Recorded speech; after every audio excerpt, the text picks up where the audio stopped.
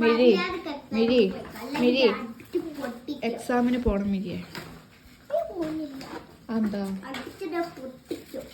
എന്താ നീ പോവാതെ? സ്കൂളിൽ പോകാൻ ഇഷ്ടല്ലേ? ഇനി സ്കൂളിൽ ഇനി ഇപ്പൊ പോട്ടു. ഇനി കുറച്ച് ദിവസം കഴിഞ്ഞാൽ പിന്നെ സ്കൂളില്ല. സ്കൂൾ തീർന്ന് പടിങ്ങ തന്നെ തന്നെ.